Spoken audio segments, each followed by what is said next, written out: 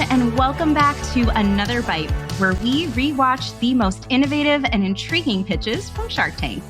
I'm Ariel, and I'm joined today by Jon. Yeah. I'm here. Who doesn't love a hot shower, besides Andrew Huberman? We're steaming things up today with a tandem showerhead solution for two. Will our founders convince the sharks of his drip, or will their hopes and dreams trickle down the drain? Stay tuned after this ad. Teams everywhere are dealing with a serious problem, a productivity problem. It's no secret, and it's nothing to be ashamed of. Most tech is too complicated. There are too many time-consuming tasks, and teams aren't getting the info they need to close deals and connect with customers. Don't worry, HubSpot's customer platform can help. It was built to save time and make your job easier, so you can get back to building your business. No more hours wasted on time-consuming tasks. No more chasing down prospect info. No more one system for this, another for that. HubSpot can help you find leads, reach prospects, and deliver the insights you need to convert them to customers, all in one place. Plus, HubSpot AI can literally do more of your work for you, so you can focus more on scaling your business. Because HubSpot knows you have some big growth goals, and they're here to make your productivity problem no problem at all. Visit HubSpot.com to learn how they can help you grow better. So today in the tank, we have Boona, brought to us by founders Brett and Jeff. They're asking for $400,000 for a 10% stake in their company, which comes out to a $4 million valuation. So Jon, you're probably wondering, what is Boona? What is Boona, Ariel? What is Boona? Is it a boomerang? Is it an Australian company? Boona? I don't know. It sounds like a boomerang, It sounds like you've mispronounced, What it is it is an efficient tandem shower. You've heard of tandem bikes, tandem kayaks. Now you can have tandem showers with your loved one. And it's solving the problem of showering as a couple is really hard. There's fighting over who gets the hot water. There's making sure who gets the right water pressure. And it's meant to be a solution for couples that are looking to shower together. So it's a tandem shower head, easy installation. It's very simple in terms of design, very minimalistic, just a pipe bar with two different shower heads coming out on both sides. And they were asking for $400,000 for 10%. Boona. For all you lovers out there. Looking to spice things up a little bit. Yeah, I can't comment on this product, Ariel. I have no ability. I'm on a public podcast right now associated with my job. I have no interest in commenting on a tandem shower for couples. Fair. So I can't comment on the product itself, but I can comment on the business. And so, sure, let's talk about the business of tandem showers. Yeah, let's talk a little bit about the numbers. So, they have 5,000 customers since April of last year for pre-orders with a 4.7 rating. Okay, yeah. So my first thought was, seriously? Is there any market for tandem showers? Turns out, yes. There lots is. And lots of. This is a real problem in the world. This is like an invisible need in the market. No one's willing to talk about the fact that they're very unhappy. Need. But yeah, Boona should not ship their product in a box that says tandem showers for lovers. Discreet packaging. Yeah, they need very discreet generic packaging because nobody wants to tell their neighbors they're buying a tandem shower. But it turns out there's a huge market for this because, to your point, they did a Kickstarter, $750,000 in pre-sales, and then it's amazing. They're going to make $1.7 million this year, and they're charging $299 for the double head. Yeah, so they're going to make $1.7 million, and they're charging $300 for this, tandem shower head. There's a need. So I'm actually kind of in favor of them scaling this thing. And I can imagine that they need some cash to do it maybe, although their margin is pretty good because the price point they're charging probably for the quality of product might be a little mismatched. I would probably consider bringing the price down a little, given that they land the product for $69. So I think there's a lot of margin there and they could bring it down and actually increase the volume probably pretty dramatically. Yeah. I was surprised too to see how many people were very interested in this. I think they said that they had a mailing list of 40,000 people. So it seems like their customers are just very happy. So they have that proof of concept, which I think is just so critical at the stage that they're at right now to really convey to investors. So you're right about the shower head market size data. So it's valued at $6.9 billion in 2021, poised to grow to $7.5 billion in 2022, and it's growing at a CAGR of 8%. So it's a growing industry just overall. It's growing faster than GDP. It's, people are buying shower heads at a faster rate than they're buying everything else. So, good to know. So let's talk a little bit about the shark's initial reaction, because I think you kind of hint on this a little bit around the pressure, right? So Barbara, which I'm not surprised that Barbara was not as interested and keen on this, but Barbara, her feedback was, I like to use a bath. I want to know more about the water pressure. And she's out, which I found to be kind of a cop-out answer, my opinion. I mean, Barbara just turned 75 years old, and I don't think this is an old person product. I don't even think this is a middle-aged person product. Oh, no. Well, who is the specific target audience in your mind for this, Jon? It's for the lovers out there. They're not older? They're older. I'm telling you. I can't comment on those things, Ariel. All I can tell you is my assumption here is that this is not a product market fit for Barbara. This is a product you install in your apartment with your partner in your 20s, I think. I don't know. Fair. So Barbara's out. Mark really liked the product, but he didn't think that the profit really made sense for their investment, which I found very interesting kind of feedback. Lori thought they were amazing, but didn't want an offer either. So she was out. I was just very surprised by the lack of interest from Sharkster, given how much their Kickstarter sales are.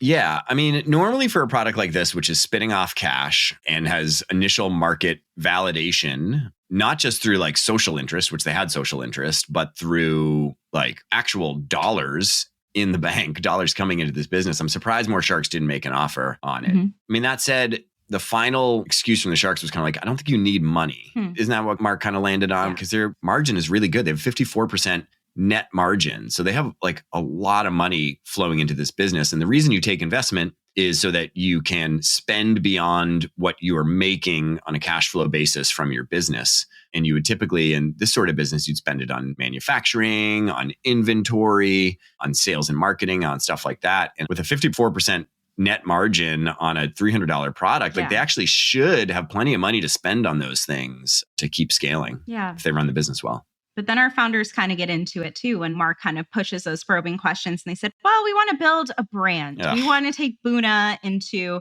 an entire brand direction, which I think is probably one of the worst things they could focus on now, there's no given brand where they're at and their success. Boona will not be a brand. Stop making Boona a thing. It will not be a brand, everybody. It's not a thing. It's not a thing. Nobody is looking for a shower. Like Kohler's a brand for shower heads. And no one is like, you know what? Kohler, that's my lifestyle brand of choice. I'm a Kohler man. I'm a Kohler person. No, you just buy shower heads, and it happens that Kohler has gigantic market share. And they use that to box all the other competitors out. And so they're like the big shower head brand. They're the monopoly.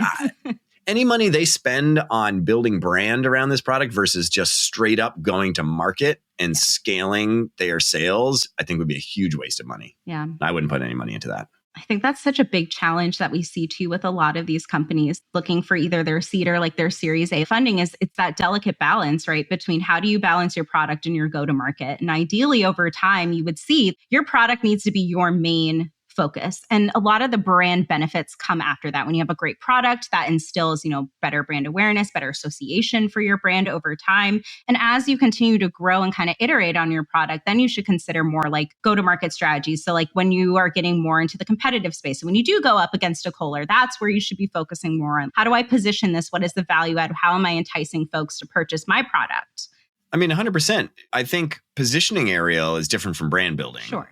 Like every product should have positioning, and they have very clear positioning, which is that we are a innovative solution for the lovers out there who want to shower together. But they didn't use that in their marketing, though. You noticed that. They kept it very... That is a bit of a problem. They got to go hard on that. That's what I would do. Yeah. I do think sometimes like you lose sight of like the very basics of positioning. It's easy to get into and think about marketing and be like, oh, like, what's the big idea? Mm-hmm. What's the brand? What do we represent? What's our lifestyle? Like, what's our mission? Except at the end of the day, like positioning is actually one of the most important things, which is this product solves this problem by doing X and is better than the competition because of Y. Like that's positioning. Mm-hmm. What problem do you solve? How do you solve it? Why is it better? Positioning. And so I think that is one of the most important things to get right and to nail. And I think to your point, Ariel, they're not using that in their marketing. They're not using that in their pitch. And you're just like, that's actually the most important thing to say over and over and over again as a business owner or a marketer, because that's what cements your positioning in people's heads. And once you cement your positioning, then you can gain market share. Yep. And once you have your positioning too, makes it easier to come up with things like the value props and the reasons to believe in all the other fun branding stuff that comes later. So you already have that blueprint kind of set. Yeah.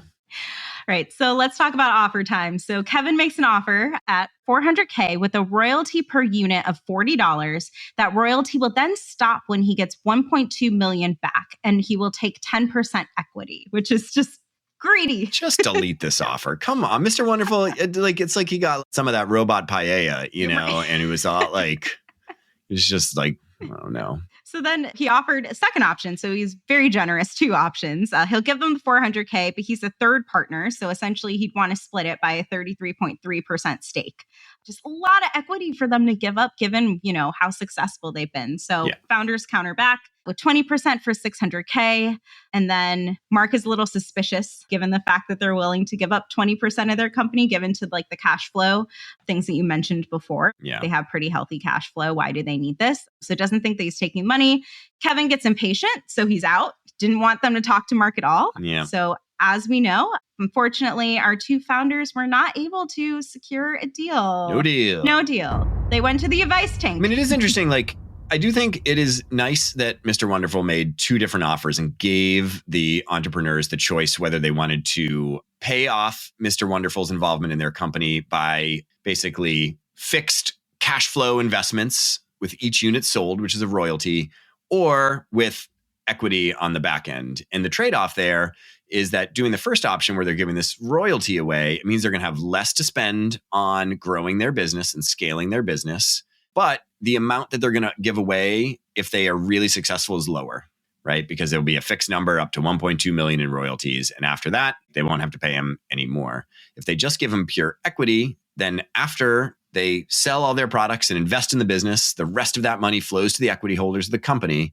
And so if they become a $100 million business, then Mr. Wonderful would own $30 million of that value, And so it just is a trade-off in kind of short versus long term, how much you believe in the size of the company, how much you value cash to scale versus how much room do you have in your actual margin to scale. So nice that he gave some options. Yeah. It was all a little confusing, I think. Like that breakdown, though. That makes it much easier to think in terms of like pros and cons. Man, it makes me wonder, did they even need to go on Shark Tank? No. At this point for this product? Yeah. It doesn't. It's a clout play.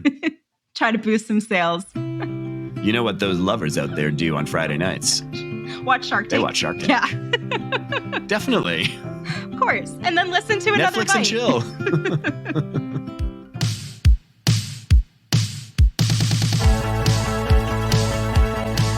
Production for today's episode was brought to you by Arie Desormeaux. Editing comes from Robert Hartwig and support from Alfred Schulz. Subscribe on Apple Podcasts, Spotify Podcasts, or wherever you subscribe to the greatest podcasts ever. That does it for me. See you next week in the tank for another bite.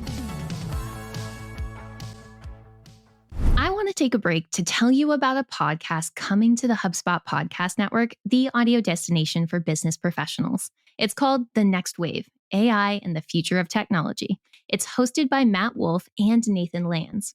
AI technology is transforming the way we do business, and the media landscape is currently fragmented. The Next Wave is leading the pack on AI technology and how you can apply it to growing your business. Matt and Nathan are leading AI creators and your guiding light in the AI and technology frontier. Listen to The Next Wave wherever you get your podcasts.